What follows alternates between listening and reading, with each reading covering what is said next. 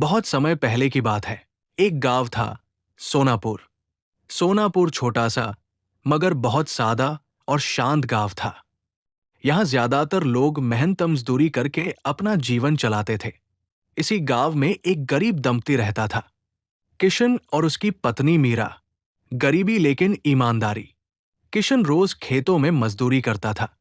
दिन भर की मेहनत के बाद जो थोड़े से पैसे मिलते, उसी से घर चलता था। मीरा घर संभालती और कभी कभी दूसरों के घर बर्तन मांजकर थोड़ी कमाई कर लेती। दोनों बहुत गरीब थे, लेकिन दिल के अमीर थे। कभी किसी का हक नहीं मारा, न ही किसी से छल किया।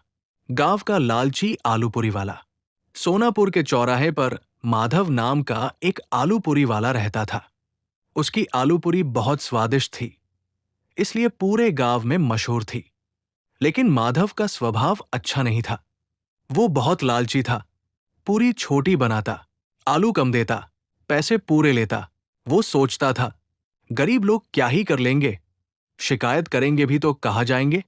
किशन और मीरा का अपमान। एक दिन किशन को खेत में बहुत ज्यादा काम करना पड़ा।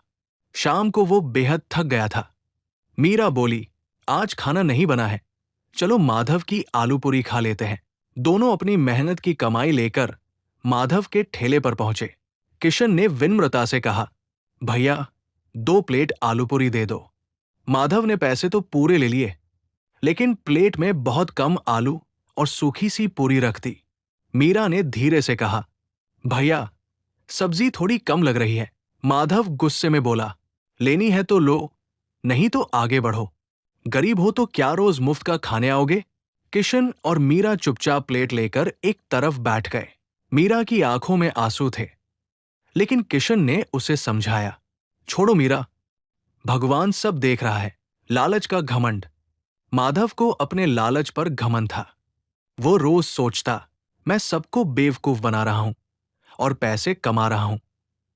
लेकिन उसे ये नहीं पता था कि लालच कभी किसी का भला नहीं करता। समय का फेर। कुछ दिनों बाद माधव के साथ अजीब घटनाएं होने लगी। आलू सड़ने लगे, तेल बार बार खराब हो जाता, पूरी टूटने लगी, ग्राहक कम होने लगे। लोग कहने लगे, अब स्वाद भी नहीं रहा और व्यवहार तो और भी खराब है। धीरे धीरे माधव का ठेला सूना रहने लगा। गरीब की दुआ। उधर किशन और मीरा रोज मंदिर जाते और भगवान से बस इतना कहते, हे प्रभु, हमें सही रास्ते पर रखना और दूसरों को भी सद्बुद्धि देना। उनके मन में माधव के लिए भी कोई द्वेष नहीं था। लालच का अंत।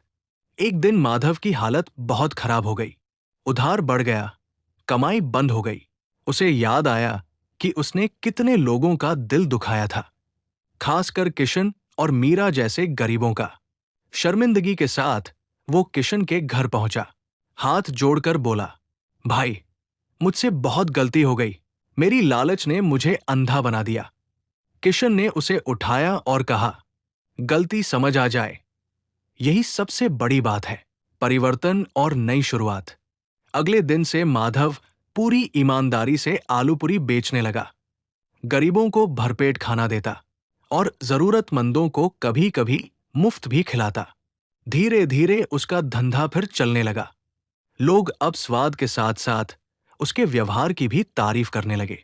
सुखद अंत। माधव समझ चुका था कि लालच से कमाया गया धन कभी सुख नहीं देता, और किशन मीरा जैसे सच्चे लोगों की दुआएं उसके जीवन की सबसे बड़ी सीख बन गई। बदला हुआ इंसान, लेकिन अधूरी लड़ाई। किशन और मीरा से माफी मांगने के बाद माधव के जीवन में एक नया अध्याय शुरू हुआ था। पहले जो आदमी हर ग्राहक की थाली में नुकसान देखता था, अब हर ग्राहक के चेहरे में अपनी गलती का प्रतिबिंब देखता था। सोनापुर गांव के चौराहे पर माधव का ठेला अब भी वही था, लेकिन ठेले के पीछे खड़ा आदमी पहले वाला माधव नहीं रहा था। सुबह सुबह जब बाकी दुकानदार अभी सो रहे होते, माधव उठकर नहा धोकर भगवान का नाम लेता और ठेला लगाने निकल पड़ता। पूरी पहले से बड़ी होती। आलू की सब्जी में अब पानी नहीं, स्वाद होता। और सबसे बड़ी बात, अब वो तौल में नहीं, नियत में सही हो चुका था। गांव के लोग ये बदलाव देखकर हैरान थे। कोई कहता, अरे ये तो वही लालची माधव है। तो कोई कहता, नहीं भाई, अब ये बदल गया है। लेकिन बदलाव के बावजूद माधव के मन में एक डर हमेशा बना रहता था। क्या मैं सच में बदल पाया हूं? या ये बदलाव सिर्फ हालात का असर है? हालात फिर से बदलने लगे। समय किसी के लिए नहीं रुकता। कुछ महीनों बाद सोनापुर गांव पर मुश्किलों की छाया पड़ने लगी। खेतों में फसल कमजोर हुई, मजदूरी के काम घटने लगे, गरीबों के घरों में चूल्हा जलना भी मुश्किल हो गया। जिस गांव में दिन में चौराहे पर भीड़ रहती थी, वहां अब सन्नाटा रहने लगा। माधव के ठेले पर दिन भर में मुश्किल से कुछ ही लोग आते। हर शाम वो अपनी कमाई गिनता और चुपचाप ठेले के पास बैठ जाता। कुछ दिन तो ऐसे आए जब दिन भर की कमाई, तेल और सब्जी के दाम भी पूरी नहीं कर पाती। उसका मन घबराने लगा। वो खुद से कहता, अगर यही चलता रहा तो फिर वही पुराने दिन लौट आएंगे। लालच की धीमी दस्तक। मुसीबत में इंसान का सबसे बड़ा दुश्मन उसका अपना मन होता है। एक रात जब माधव ठेले के पास बैठा, हिसाब की कॉपी देख रहा था, तो उसके भीतर से एक आवाज उठी, अगर हर प्लेट में बस एक चम्मच आलू कम कर दे तो क्या फर्क पड़ेगा? माधव ने तुरंत उस आवाज को दबाने की कोशिश की, लेकिन आवाज फिर आई, तू अब भी ईमानदार ही रहेगा, बस थोड़ा समझदारी से। माधव समझ गया, ये वही पुराना लालच है जो फिर से लौट आया है।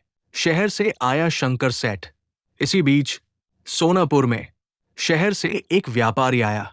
शंकर सेठ, अच्छे कपड़े, सोने की अंगूठी और चाल में घमंड। उसने माधव की आलूपुरी खाई और मुस्कराते हुए बोला, स्वाद तो शानदार है, लेकिन तू बहुत भोला है। माधव चुप रहा। सेठ बोला, देख, मैं व्यापार समझता हूं। गरीब आदमी पेट भरने आता है, गिनने नहीं। अगर तू थोड़ा सा आलू कम कर दे तो किसी को पता नहीं चलेगा और तेरा घर चल जाएगा। ये शब्द माधव के दिल में तूफान मचा गए। आत्मा की सबसे बड़ी लड़ाई। उस रात माधव सो नहीं पाया। उसे अपने पुराने दिन एक एक कर याद आने लगे। जब लोग उसकी शिकायत करते थे, जब ठेला खाली रहता था, जब वो खुद से नजर नहीं मिला पाता था। फिर उसे किशन और मीरा की याद आई। गरीब होने के बावजूद उनकी आंखों में कोई शिकायत नहीं थी। मीरा का कांपता हुआ स्वर, भैया सब्जी थोड़ी कम लग रही है। और किशन की बात, भगवान सब देख रहा है। माधव फूट फूट कर रो पड़ा। उसने खुद से कहा, अगर आज झुक गया तो ये सारा बदलाव झूठा हो जाएगा। सच्चाई का सार्वजनिक ऐलान। अगली सुबह माधव ने एक बड़ा कदम उठाया। उसने अपने ठेले पर एक लकड़ी की तख्ती टांग दी। यहां आलू कम नहीं होंगे, चाहे मुनाफा कम हो जाए। लोग रुक रुक कर पढ़ने लगे। कुछ हंसे, कुछ ने ताना मारा और कुछ ने कहा, देखते हैं कब तक टिकता है। लेकिन माधव शांत था। संघर्ष के सबसे कठिन दिन, अगले कई हफ्ते माधव के जीवन के सबसे कठिन दिन थे। कभी तेल उधार लेना पड़ा, कभी सब्जी वाले से माफी मांगनी पड़ी। कई बार उसके पास अपने लिए पूरी खाने तक के पैसे नहीं होते, लेकिन उसने किसी ग्राहक की थाली से कभी कुछ कम नहीं किया। वो जानता था, अगर आज डगमगाया तो हमेशा के लिए गिर जाएगा। किशन की एक बात। एक शाम जब माधव पूरी तरह टूट चुका था, किशन उसके ठेले पर आया, पूरी खाकर। किशन ने कहा, भाई, आज की पूरी दिल से बनी लग रही है। ये साधारण से शब्द माधव के लिए सबसे बड़ी ताकत बन गए। धीरे धीरे बदलता गांव। कुछ समय बाद गांव में बात फैलने लगी, माधव अब धोखा नहीं देता। लोग दूर दूर से आने लगे। जो एक बार खाता वो दूसरों को भी भेजता। अब ठेले पर भीड़ फिर से बढ़ने लगी, लेकिन इस बार